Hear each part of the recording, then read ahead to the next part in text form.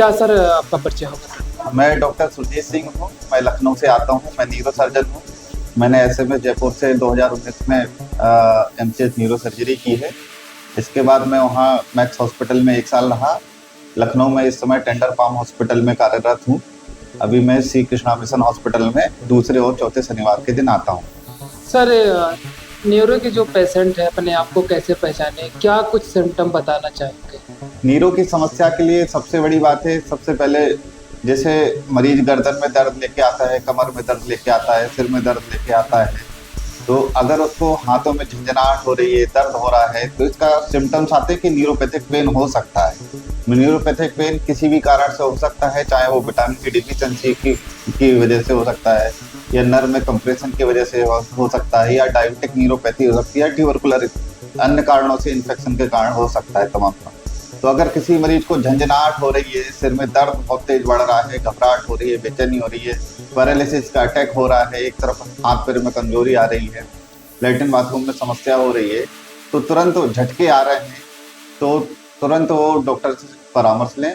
खासकर नीरो की समस्या के लिए हमेशा नीरो फिजिशियन या नीरो सर्जन को ही दिखाएं।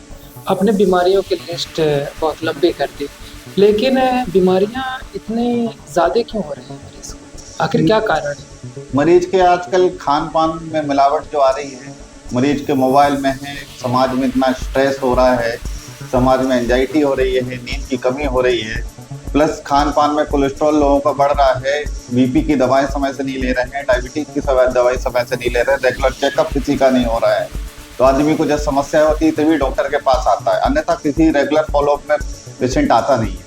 जब समस्या हो जाती है, किसी को झटकी की बीमारी है, नजरअंदाज कर देते हैं। गाँव में कई तरह की भ्रांतियां फैली हुई है कि बाबा लोगों को दिखाने लगते हैं डॉक्टर की जगह, तो समस्या बढ़ जाती है, तब आके डॉक्टर को दिखाते हैं।